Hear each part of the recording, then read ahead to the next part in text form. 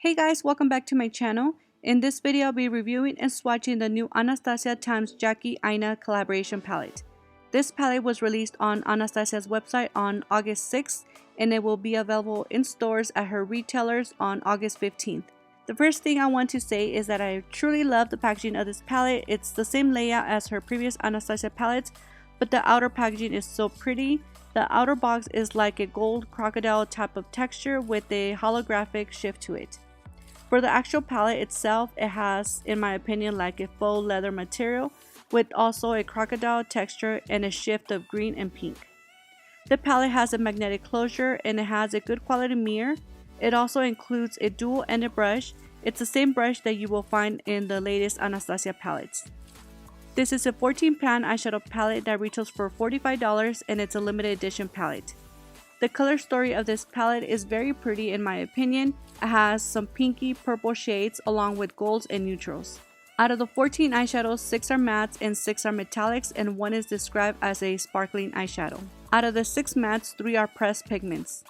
There's no repeat eyeshadows from previous palettes or single eyeshadows. I believe all 14 eyeshadows in this palette are new and are exclusive to this palette. So when I did my swatches, all of the mattes were very velvety, soft, and very pigmented. They all swatched without any issues. I did have some minor kick-up when grabbing product with the brush. When I tested them on the eyes, the shade Pinker was the only shade that I noticed that skipped while I was blending. I didn't get any fallout, which I was pretty surprised because I usually do with Anastasia eyeshadows. For the metallics, all were very creamy and pigmented. These can be applied with a dry shader brush, but you will get a better application if you use a wet brush or using your finger. Lastly, for the sparkling eyeshadow, this one is like a mixture of fine glitter and a metallic eyeshadow. It's very soft and it glides on very easy. I personally recommend applying this one with your finger.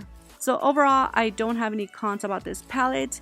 This palette has beautiful packaging, it has a beautiful color story, and I personally think it has a good mixture of mattes because it's shades that you can use on the crease as transition colors. So let me know what you guys think about this palette. Are you guys planning on picking it up? Hope you guys found this video helpful. Don't forget to give me a like and subscribe if you haven't, and I will see you guys very soon on my next video. Thank you guys so much for watching.